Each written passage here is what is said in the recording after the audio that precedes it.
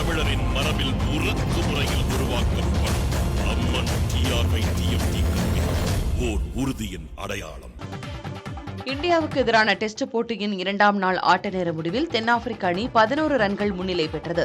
முதல் இன்னிங்ஸில் தென்னாப்பிரிக்க அணியின் பந்து வீச்சை எதிர்கொள்ள முடியாமல் இந்திய அணி அடுத்தடுத்து விக்கெட்டுகளை பறிகொடுத்தது. நிதானமாக விளையாடிய KL ராகுல் சதம் அடித்து சற்று ஆறுதல் அளித்தார்.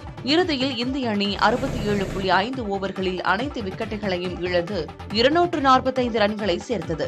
தென்னாப்பிரிக்க அணி தரப்பில் ரபாடா 5 விக்கெட்டுகளை வீழ்த்தினார். இதனைத் தொடர்ந்து விளையாடிய தென்னாப்பிரிக்க அணியில் மார்க்ரம் 5 ரன்களிலும், டோடிஜி ஜோர்ஜி 28 ரன்களிலும், கீகன் பீட்டர்சன் 2 ரன்களிலும் ஆட்டமிழந்தனர். பின்னர் டீன் எல்கர், டேவிட் பெடிங்காம் ஆகியோர் ஜோடி சேர்ந்து ரன்களை சேர்க்க தொடங்கினர். பெடிங்காம் 56 ரன்கள் எடுத்த ஆட்டமிழக்க டீன் எல்கர் சதம் அடித்து அசத்தினார்.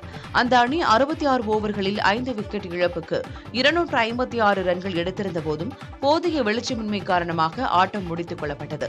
2ஆம் நாள் ஆட்ட நேர முடிவில் தென்னாப்பிரிக்க அணி 11 ரன்கள் முன்னிலை பெற்றது. நம் வீர தமிழரின் மரபில் உருக்கு முறையில் உருவாக்கப்படும் அம்மன் TRY-TFT கிரிக்கெட் ஓர் உறுதியின் அடையாளம்.